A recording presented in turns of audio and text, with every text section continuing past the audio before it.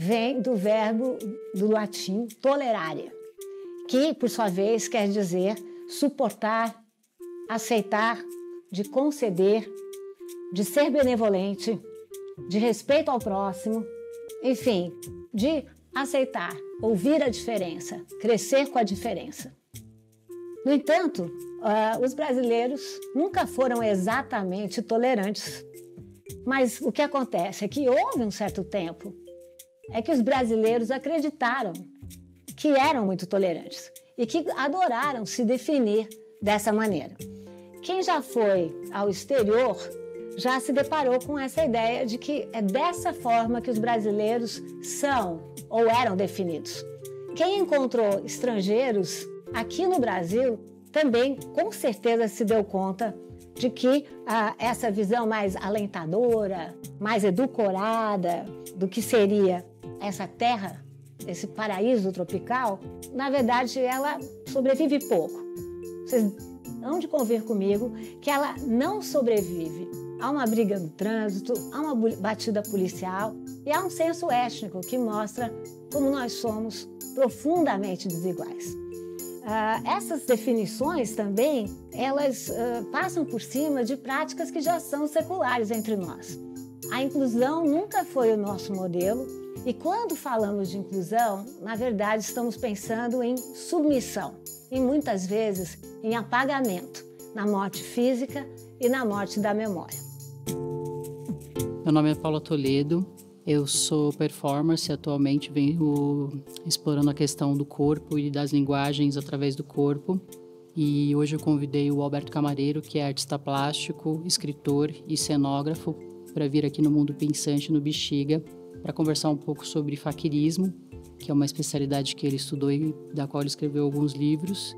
Também para falar sobre a questão do corpo e da performance nos últimos 70 anos, do lugar da mulher e da pertinência dos corpos. E aí? Oi, Alberto, tudo bem? Tudo bem, quanto tempo, hein? Quanto tempo? Nem diga. Já faz quase 6 anos que nos conhecemos no Festival de Recife. 6 anos? Quase 6 anos. Caramba, parece que foi ontem. Sim.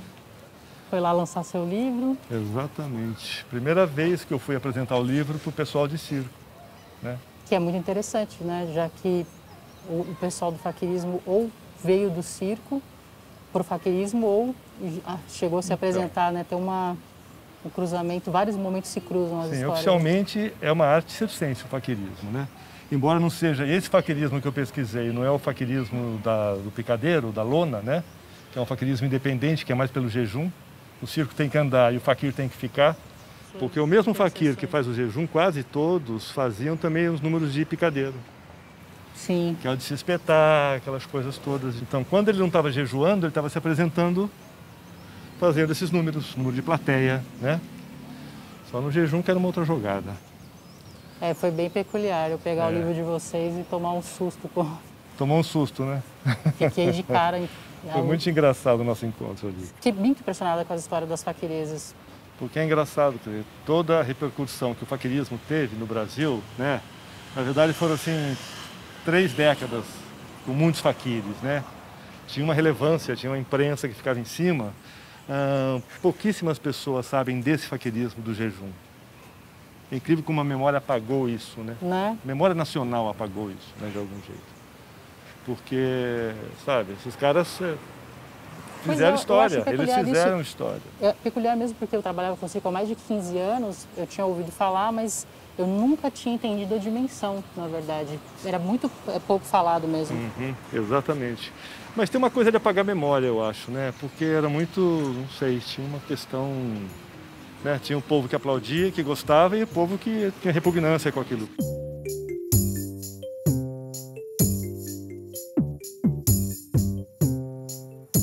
Roberto, como é que você acha que essas mulheres se introduziram nesse meio, né? Como é que uma mulher se tornava faquireza aqui no Brasil, por exemplo, pensando nas figuras que você estudou e que foram as figuras conhecidas? Então, na verdade, quer dizer, a partir de uma faquireza que eu vi, né, uma mulher, foi que a gente começou essa pesquisa. Então, a gente mergulhou nesse universo das mulheres faquir, que era extremamente interessante, né? A gente sabia dos homens, porque os homens estavam muito mais presentes também. Mas no primeiro livro que a gente fez, O Cravo na Carne, os homens estão num pano de fundo, né? Sim. E as mulheres que a gente botou foco, né? Por quê? Porque elas tinham vidas muito interessantes, né? Elas rompiam toda essa questão do preconceito, da intolerância, para arrumar um meio de vida, né? Um meio de vida que sustentasse e que pudesse, inclusive, possibilidade de trazer a fama até, né? Que trouxe, né, no caso. Que trouxe para muitos, sim. Agora, a qualquer custo, né? Porque a partir da hora que elas submetiam aquelas provações todas ali, né? De deitar numa cama de prego, jejuar, com serpentes, era uma coisa bastante complicada. E se falando de mulher, entendeu? Teve mulher que conseguiu bater 83 dias de jejum. Brasileira, aqui no Brasil. Brasileira, sim. 83 dias de jejum numa urna de vidro, cercada de serpentes, numa cama de prego, isso é para raras, né? Você não acha que também esse universo acabava, de alguma forma, as protegendo, até pela questão da arte e do fascínio que isso suscitava, dando a elas um lugar não só de destaque no sentido da fama, mas de proteção, um certo respeito? Dava por quê? Porque elas eram umas heroínas, né? Quer dizer, você pagava para ver uma mulher que fazia o que você não fazia como simples mortal, né? Elas brincavam com a morte. Saíam vivas no final, né? Mas elas brincavam com a morte, quer dizer, elas estavam se propondo a fazer uma coisa que uma pessoa normal não fazia, uma outra mulher não fazia aquilo, né? Existe alguma coisa, por exemplo, a origem delas, né? Elas vêm de lugares comuns, assim, de estratos sociais ou de históricos de vidas parecidos ou não? Mais ou menos. Não dá para generalizar isso, não. Porque tem mulher que saiu da prostituição para virar faquireza, né? Sim. Teve mulher que saiu... Assim, a maioria sai de uma situação econômica muito, muito, muito miserável, né? E o faquirismo acaba sendo um meio de vida para elas, para ganhar dinheiro, para aparecer, para ser inserida de algum jeito, né? Sim. E aí tem essa coisa de ser artista, e aí pode dar certo, como podia não dar também, né? E aconteceram os dois casos. Aconteceram os dois casos. A tolerância é uma grande virtude da democracia. A tolerância diz respeito a esse encontro entre diferenças e a superação das diferenças, com a manutenção das diferenças. A democracia é um regime que se pauta nas ideias de igualdade e de liberdade, nas ideias também de luta por direitos. E os nossos direitos nunca estão derradeiramente conquistados. Nós precisamos sempre conquistar mais uma vez. Nós precisamos sempre conquistar de novo. Também faz parte da democracia essa forma de acomodação com a diferença, com novas diferenças que surgem, novos agentes que surgem. Conviver com a igualdade é muito fácil, mas pode ser muito monótono. Nós crescemos mesmo na convivência entre diferenças. Rousseau chamou esse conceito o conceito de alteridade. O que é alteridade? Alteridade é quando eu converso com a diferença, eu aprendo com a diferença e aprendo de tal maneira que eu saio transformada. Alberto, como é que foi o seu contato com o faquirismo? Como é que aconteceu? Eu tenho que voltar lá atrás, 1958. Eu morava em Campinas, tinha 8 anos de idade. E aí apareceu uma faquireza na cidade, né? Considerando 1958, Campinas era uma outra cidade, claro, infinitamente menor, muito mais provinciana do que é hoje. E aí aparece a construção de um gabinete meio tosquinho, tal, no centro da cidade, um terreno baldio.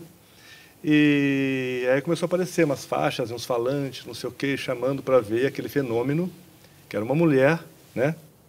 Que elas propunha ficar 40 dias em jejum absoluto. E eu comprei aquela coisa, fiquei enlouqueci com aquilo, ouvindo aquela conversa, aquele falante que gritava enquanto construíam aquilo tudo. Até que, enfim, estreou, né? Teve a entrada da faquireza e, enfim, passamos dias e eu enchi tanto o saco no meu irmão que ele acabou me levando para ver, porque eu era menor de idade e não podia entrar, Então, o que acontece? Chegava lá, era uma barraca montada, assim, uma coisa meio improvisada, sei lá. E aí, de cara, já tinha uma vitrine na frente, assim, com uma serpente viva. Aquilo já foi uma coisa assustadora. Então, você passava por uma cortina preta, entrava numa sala que não era grande, e no meio dessa sala tinha uma urna de cristal, né? E uma mulher deitada sobre uma cama de pregos, com várias serpentes vivas em volta dela, fechada ali, aquilo para visitação pública. Uma mulher jovem, loira, linda, né? Ela tinha 22 anos, fiquei sabendo depois, era a faquiresa Verinha. Aí tinha assim, uma bandeira do Brasil atrás, que dava uma coisa um pouco cívica, né? Tinha uma coisa de quebrar recorde, não sei o quê. Depois eu vim saber um pouco mais disso, o que era aquilo tudo, né? Mas tinha uma coisa solene. E, assim, 2 soldados plantados para... fazer a segurança dela. Fazer a segurança, não, e observar se aquilo tudo é verdade. Eles trocavam de turno para ver que ela não comia à noite, né? Então, ela se propôs a ficar 40 dias, acabou ficando 46 dias. Eu entrei para ver aquilo, eu enlouqueci. Atrás da urna, tinha uma rede com presentes dos fãs. Então, tinha muito bichinho de pelúcia. Tinha carta de fã, tinha desejo de vitória, de sucesso, não sei o quê. Muitas flores. E era uma instalação maluquíssima. E aquela mulher deitada naquele lugar para visitação pública, pagava-se o ingresso para ver, né? Alberto, o faquirismo, ele se caracteriza por uma espécie de mortificação da carne, no geral, independente das suas modalidades, né? Dentro do ponto de vista religioso, né, ser o jejum, o autoflagelo, atravessar objetos no corpo, andar sobre vidro, Bravas. Fogo. Então, ele tem uma origem religiosa, a priori, né, a mortificação da carne para a exaltação do espírito. Na verdade, a tradição vem da Índia, né? Sim. Só que quando chega no Ocidente, eu acho que começam a carnavalizar um pouco essa questão, né? Mas nesse meio de caminho também a gente tem essa coisa dos santos, né, na Europa, que de alguma forma transitavam nesse lugar. Acho que o jejum sempre foi uma questão muito próxima da religiosidade, né? Sim, essa modificação do corpo, silício, aquelas questões todas da Igreja Católica, né? E do faquirismo, a priori, religioso, a gente viu uma transição para o entretenimento, de certa forma, embora muitos deles mantivessem uma narrativa que suscitava, eventualmente, um que tinha sido iniciado por um faquir indiano. Sim. Eles alimentavam, ainda que não tivesse como conotação a prática religiosa, essa mística em torno do faquirismo, né? A partir da hora que o faquirismo vira um show, né? É um espetáculo que a gente costuma chamar de emoções baratas, né? O que acontece? A mística, quanto mais mística eles inventavam, né? Então, os faquires inventavam histórias mirabolantes, né? Eles foram fazer um curso no Himalaia e ali eles receberam as primeiras instruções de como, né, dominar o corpo com a mente, não sei o quê, não sei o quê. Então, eles inventavam nomes orientais, quase sempre usavam roupas orientais. Então, era um pastiche carnavalizado. Mas houve uma espécie de estética que conduziu mais ou menos essa prática, né? Porque se você fala para qualquer pessoa, né, o que é um faquir? O nego de imediato lembra dos faquires da Índia, porque ouviram falar que tem alguém na Índia, que não sei o quê, não sabe exatamente o que é um faquir, mas que é um homem santo da Índia, né? Essa coisa mais... Que também haviam os encantadores de serpentes, então quando essa coisa foi um pacote único, é um exotismo, né? Aí chega pelo exotismo. Elas tinham serpentes como seus pets em casa. Suzy King tinha várias serpentes, chegou a ter 30 serpentes em casa. Teve uma que fugiu no hotel, né? Fugiu do hotel, tem vários episódios, né? Nosso livro conta, né? Suzy King é a pitonisa da modernidade. Teve um faquir que jejuou 136 dias, entendeu? Estou falando dos brasileiros, né? Então, na verdade, para esses shows públicos, o que esse povo fazia, quer dizer, exotismo pouco é bobagem, né? Então, quanto mais exótico, quanto mais eu inventar sobre o meu passado, porque também tinha o seguinte, eles não tinham obrigação de manter a mesma história. Como o faquir jejuava aqui 40 dias, lá 50 dias, 30 ou 20, seja o que for, eles andavam. Então, considerando que é um tempo que a televisão não existia, estava encaminhando, né? Quer dizer, não tinha essa coisa hoje, essa rede que fala que aconteceu ali, eu estou sabendo aqui. Então, eles podiam contar uma história ali, na cidade seguinte, 20 quilômetros daquele lugar, podiam contar uma outra história, e essa história ia aumentando, e aumentando, e aumentando, e enfim, fazia parte do show isso, né? E como é que você vê essa questão do faquirismo e as artes do corpo, né? Quando você introduz isso na arte, no caso dos faquires especialmente, havia uma licença em que se podia, além de vestir pouca roupa, em alguns casos, expor o corpo como objeto da arte, né? Como é que você vê a questão da performance artística do corpo e essa questão dos corpos possíveis, dos corpos permitidos? Eu acho que o próprio formato do espetáculo, né, permitir que joga a mulher dentro de uma urna de vidro, ou o homem, né? Quer dizer, a partir daí você está colocando num lugar especial. Cria-se uma aura. Cria-se uma aura, né? Você cria um altar, né? A impressão que eu tinha quando eu vi a velhinha é que ela estava num altar. O altar que eu tinha no meu dia a dia na igreja, que eu era coroinha, que tinha lá os santos todos pendurados, não sei o quê, entendeu?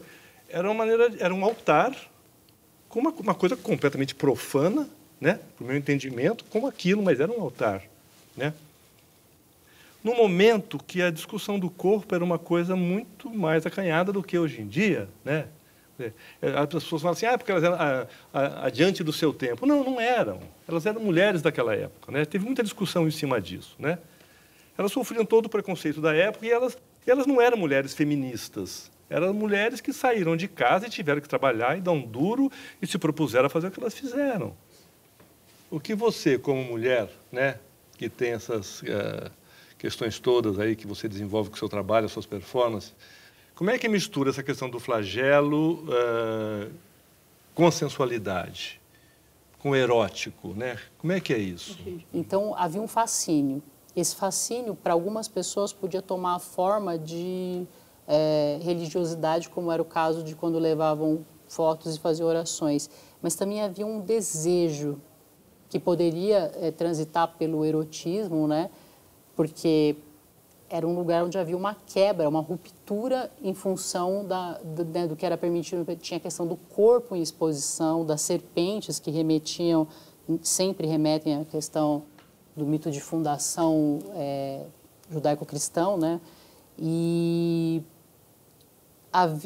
eu sempre falo que quando você admira uma pessoa, um artista, há um elemento antropofágico, né? Você quer estar perto daquilo para se imantar daquela natureza. E isso suscita o eros, né? Tanto do ponto de vista do desejo erótico sexual, como do ponto de vista de ser. Sim. De estar naquele lugar, de pertencer àquele grupo, de né, atuar para além dos limites cotidianos, né? Eu acho que havia, sim, um forte apelo erótico. Agora, o sofrimento, independente dessa coisa explícita do corpo nu, né, digamos, também gera essa... Talvez bem pessoal, né, minha opinião bem controversa. Eu acho que essa relação do sofrimento e o prazer, ele está muito ligado à culpa. Isso tem muito a ver com essa narrativa religiosa de pecado, onde parece que o desejo é potencializado a partir da proibição. Né? O Bataille falava muito disso, né? De ter a proibição e a transgressão como um movimento próprio do erotismo. O desejo, o erotismo é uma força vital, né? Eros e Thanatos, desejo de vida e desejo de morte. Então, e o corpo, ele acaba sendo sempre, né, a matriz da satisfação potencial, que nunca é concretizada, e da proibição. Então, a nudez, assim como as expressões extremas, no caso, né, de autoflagelo e tal, que também migram, né, pelo sadomasoquismo e outras vertentes. E a culpa por trás disso tudo? Eu acho que a culpa, ela é o motor do prazer da maior parte de quem não consegue lidar disso com uma forma natural. Ele acaba sendo um grande embate, né? A satisfação é um jogo de culpa e prazer. Mas eu acho que nem todo mundo opera por essa lógica, mas considerando a questão cultural e falando dessa coisa especificamente, tem muito a ver. E de novo, né, porque na verdade o faquirismo ele tinha essa questão da mortificação, que é uma narrativa muito religiosa. Mortificação do corpo para a exaltação do espírito. essas mulheres faqueiresas, especificamente, né? Era uma coisa assim meio Cordeiro de Deus, que simulavam, né? Pensando num nível de uma rede existente, uma coisa num outro padrão, uma rede, uma coisa de coletividade, né? De repente, alguém tem que simular, né? Para que a coisa continue, para que a roda continue Então, virando. você sabe que parece haver uma predisposição em que alguma catarse acontece no coletivo a partir da imolação de um indivíduo. Ainda mais quando ela é voluntária. Parece você assim, eu me entrego a esse sofrimento, a essa abstenção, a essa abstinência em função, né, desse sacrifício em prol de manter, olha que interessante, esse sacrifício em prol de manter um equilíbrio no todo. Sim, no todo. Os mártires, ao longo da história, eles têm um pouco esse papel de equilíbrio do todo. Do coletivo, né? Mas é um nível bem profundo, né? Se você analisar em termos de inconsciente coletivo ou de movimentos culturais e sociais amplificados. Eu vejo elas, né, nesse período, principalmente, né, considerando lá atrás, anos 50, não sei o quê, eu vejo elas muito nesse papel, né? Sabe uma coisa que eu gosto de falar? Que é da Santa Veridiana, que é essa santa católica que, depois de ler o livro de vocês, eu acabei encontrando, que foi uma santa que ela foi emparedada, né? Ela decidiu ser emparedada dentro de um lugar pequeno e ela tinha um pequeno espaço onde ela recebia comida e tal, não sei o quê. Ela dependia de doações e tal. E a lenda, né? Enfim, a história dela é que 2 serpentes entraram nesse cubículo e elas nunca agrediram a Santa Veridiana e tem as imagens dela, né, quando você procura na internet e tal, ela está alimentando algumas serpentes. Eu acho tão legal esse cruzamento entre a Santa Veridiana e as faquiresas, tanto pela questão do espaço, né, como uma espécie de cubículo, quanto por essa aura de transcendência do potencial do corpo humano, né, porque fazer jejum seria uma espécie de poder além do normal, né? E o domínio das serpentes, né? E o domínio das serpentes. Quando fala serpente, subentende-se, diferente das faqueiresas que trabalham com jiboias, né? Serpentes assim que são não peçonhentas, né? Então, todo o faqueirismo as serpentes não são peçonhentas, né? São serpentes do bem, digamos, né? E para fechar, a gente podia usar essa imagem clássica, né? Que é um homem e uma mulher nus, perto de uma árvore, com uma serpente. E eu faço uma leitura completamente subversiva disso, mas de qualquer forma, tá ali, né? Paula, querida, que prazer te ver, ter você aqui depois desse tempo todo. Obrigado, Alberto, por ter vindo. Prazer te ver depois desse tempo todo, isolados na pandemia. Exato. Adorei o convite. Obrigada, viu? Mesmo com a imposição de uma religião, as populações muitas vezes traduziam as religiões de outras maneiras. É muito famoso o exemplo que eu vou dar de como nós temos, para cada santo, um orixá correspondente. Então nós sabemos que muitas vezes as populações negras, quando estavam cultuando os santos católicos, na verdade estavam festejando os seus orixás. Um outro elemento que para mim é muito simbólico e muito significativo é a capoeira. É muito interessante como, dependendo da circunstância, eu falo que é uma dança. Dependendo da circunstância, eu falo que é uma luta. Essa questão religiosa me lembra muito uma teoria de um pensador porto-riquenho que se chama Dias Quiñones. E ele diz que lá em Porto Rico, toda vez que há uma desigualdade política, uma desigualdade de forças, essas populações passam a agir com uma prática que se chama a arte de bregar. O que significa isso? Se eu não posso combater diretamente, eu crio outras estratégias de tradução e outras estratégias para burlar a dominação. Tanto que a CAD me diz que quando você pergunta a eles, em Porto Rico, como vocês estão? Eles dizem, sempre na brega. Eu acho que nós precisamos estar sempre na brega. Não é briga, é brega. Ou seja, nós avaliamos a situação, reagimos como podemos, traduzimos como podemos e avançamos sempre.